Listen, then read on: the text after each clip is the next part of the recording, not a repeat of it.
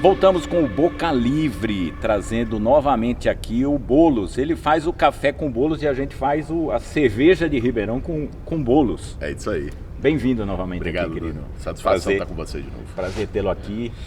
E a gente agora, para dar uma atualizada no que aconteceu, né? Naquela época a gente falava na tua possível candidatura a governador, até o Cachaça mandou lembrar, porque quando ele era candidato a governador chegava no horário, agora como deputado atrasa. O que é isso? Desleixou. Mas conta aí, qual que é vamos dizer assim, a perspectiva? Eu vi que o Lula falou já que te apoia para prefeito em 2024, né? Como é que tá isso daí? Como é que você vê essa possibilidade? Porque eu acho que, deixa eu só fazer um preâmbulo. Eu acho que com a tua candidatura a deputado, provavelmente vai engrossar, né, as fileiras, né, dos deputados do PSOL. O Cachaça estava pensando em sair candidato até nisso daí, viu? Porra, eu recomendo. Cachaça na chapa e arrebentar. E arrebentar. Conta aí pra gente, qual que foi, o que motivou essa decisão? É a união das esquerdas, né? Antônio, eu fui motivado por duas razões para decidir não ser candidato ao governo e ser candidato a deputado federal. A primeira, a unidade. Assim, nós estamos há 27 anos com o governo do PSDB no estado. Quando eu me coloquei à disposição para ser candidato a governador, era para encerrar essa hegemonia do tucanistão no estado de São Paulo. E tentei a unidade da esquerda. Naquele momento não foi possível. E em momentos graves da vida nacional, nós temos que ter gestos políticos. Nós não podemos nos guiar pelos interesses imediatos, por uma vaidade, nós temos que ter gestos até de generosidade, inclusive.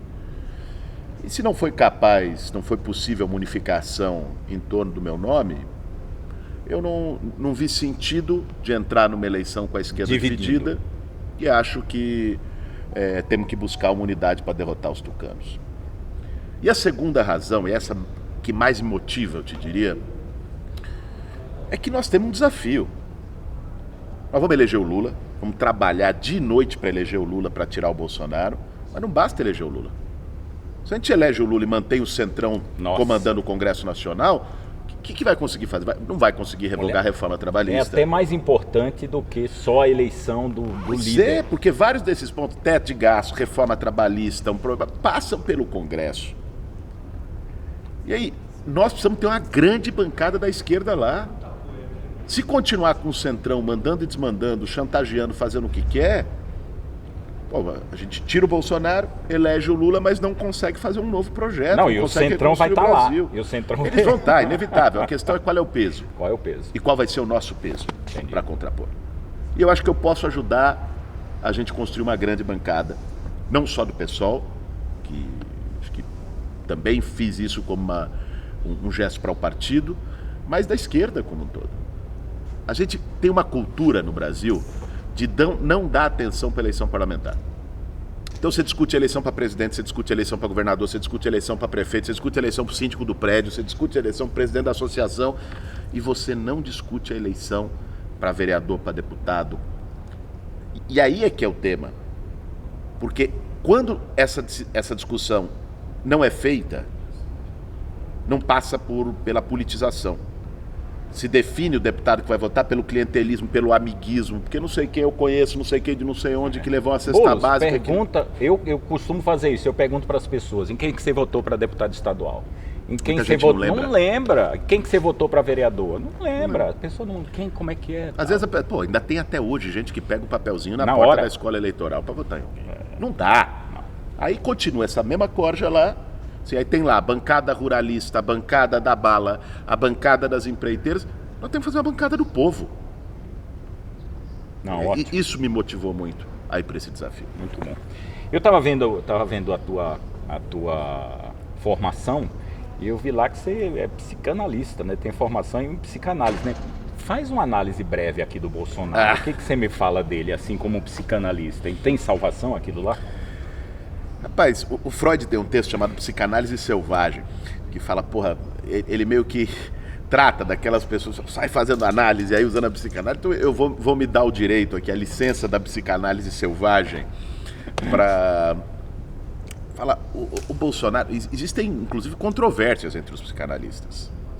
O Christian Dunker, que é um grande psicanalista que eu admiro demais, uma das mentes pensantes mais geniais do Brasil atual, qualifica o Bolsonaro como na categoria da paranoia, na psicanálise. Há quem qualifique o Bolsonaro na categoria da psicopatia. Já vi psicanalista falando isso. Da psicopatia, por quê? O que é o psicopata?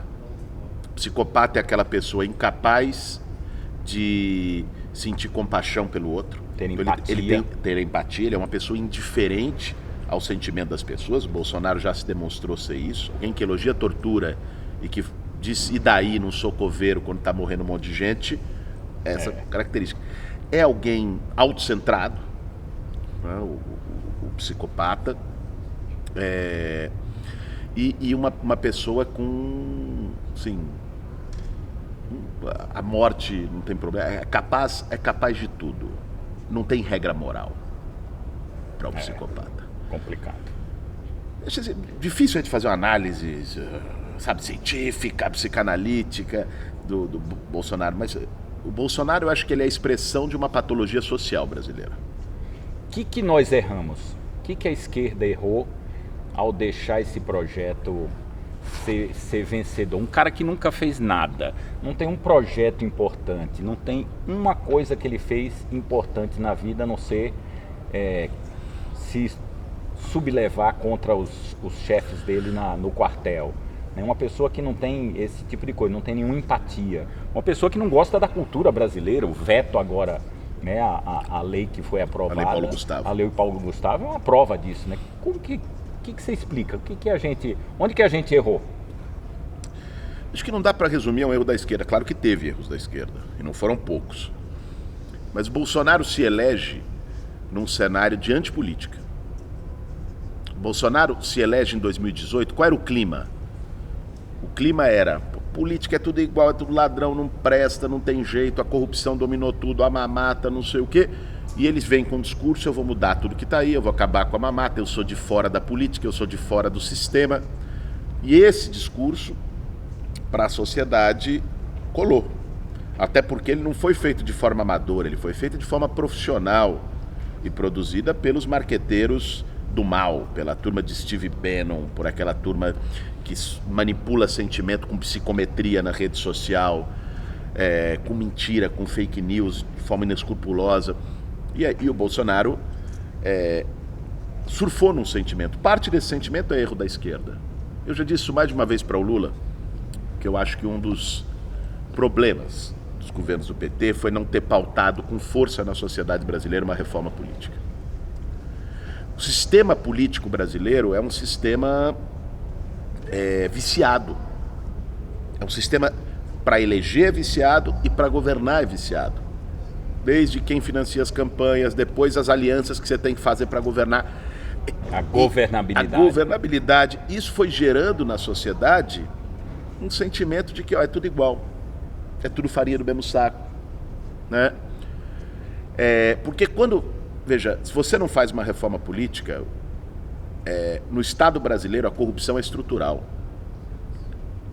Nós precisamos mudar o sistema para que ela seja desnaturalizada. E aí, você aceita as regras do jogo, você vai jogar aquele jogo.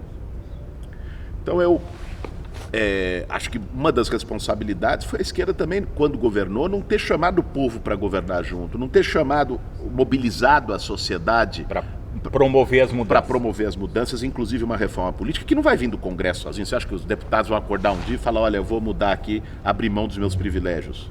Difícil. Nunca. Isso é da sociedade.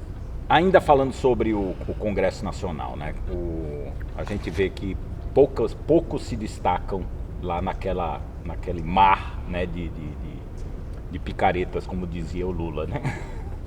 Como 300 picaretas com anel de doutor. Pois é. Como conseguir fazer uma bancada maior do que a bancada dos ditos evangélicos, do que a bancada ruralista, né? Como conseguir, como sensibilizar quem está ali, nos vendo aqui na internet, como sensibilizar as pessoas que é importante votar num congressista, é importante eleger bons representantes para que a gente não continue sofrendo com isso. União, Pessoal, nós precisamos trazer a eleição parlamentar para o centro da agenda em 2022. Esse é um desafio do Lula, de também falar sobre isso, de trazer essa questão. Esse é um desafio das nossas campanhas majoritárias todas, de usar também tempo de TV para falar sobre isso. A importância, né? Não tem jeito. Como que nós vamos ter mais espaço do que outras bancadas que o Centrão tem? No voto. Não tem outro caminho para isso, é ter voto. E como nós vamos ter voto? Conscientizando a sociedade da importância que tem a disputa para o parlamento. Não dá para a pessoa falar, eu vou votar no Lula porque eu não gosto do Bolsonaro, mas no parlamento eu vou votar no cara que botou o asfalto aqui na rua de baixo. Que deu emprego para minha prima. Deu emprego para minha prima. Porque é o seguinte, esse cara em geral é um cara do Centrão, que faz política desse jeito, fisiológico, toma lá da cá, com compra de voto. Então, se a gente pensa desse jeito, tudo bem, nós podemos tirar o Bolsonaro, que é o fundamental, o ponto de partida para qualquer coisa, para o Brasil voltar a respirar. Mas nós vamos ter uma barreira gigante para poder fazer as mudanças que o nosso povo precisa. Então, nós temos que falar sobre a eleição parlamentar, discutir, politizar, trabalhar. Por que eu fiz a polarização aqui quando eu lancei minha candidatura a deputado com bananinha? Porque eu acho que essa é uma forma também da gente mostrar, tem projetos diferentes. De debate, né? De mostrar a proposta. É isso. Bananinha representa o projeto do Bolsonaro. Nós representamos a oposição ao Bolsonaro. Sabe? Com várias outras candidaturas do nosso campo, naturalmente. Né? Aí vem o Sérgio Moro representar o projeto da afinada terceira via. E vamos para o enfrentamento, nós temos que ganhar desses caras. Que temas vão mover Boulos, deputado federal, por São Paulo? O que você vai concentrar a tua atuação? Te falaria de 3 questões. Primeiro, a revogação das medidas contra o povo aprovadas nos últimos anos. Reforma trabalhista, reforma da Previdência, teto de gastos, tem que revogar, isso passa pelo parlamento. Eu quero ajudar a construir esse processo. Segundo, reforma tributária que nunca foi feita nesse país para que os bilionários, o andar de cima, comecem a pagar imposto. O povo e a classe média que hoje sustenta o Estado brasileiro pague menos e a gente taxe fortunas, taxe lucro e dividendo. Sabe, essa turma tem que começar a pagar. Engraçado que eu discutindo algumas vezes sobre reforma tributária, as pessoas falam, não, isso é coisa de socialista. Não, coloca o regime tributário americano aqui, que a gente já vai ter uma evolução tremenda. O regime tributário americano, que está longe de ser suspeito de socialista. Exato. A maior nação capitalista do mundo, o teto para a tributação de grandes heranças é 40%. Sabe quanto é no Brasil? 8%. É um absurdo. Então, assim, não, dividendos, lucros não pagam. Quer dizer, são coisas que se taxa o consumo mais do que e o terceiro ponto... Desculpe, continua. Não, claro. Aí é a minha trajetória política, a minha luta, que é a luta por moradia. Eu quero levar esse debate para o Congresso Nacional para que a gente tenha um programa habitacional forte no Brasil, focado na população em situação de rua, no sem-teto, quanto de gente que está jogada na rua hoje. E eu espero o Lula eleito, já deu as sinalizações de que vai dar atenção para isso e que a gente no parlamento também construa. Então tá bom.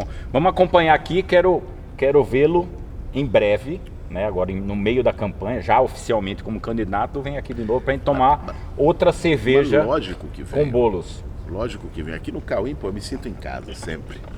Falamos com Guilherme Boulos, candidato a deputado, pré-candidato a deputado federal pelo estado de São Paulo e pelo PSOL. Prazer, Boulos. Obrigado. Tamo junto. Tamo junto.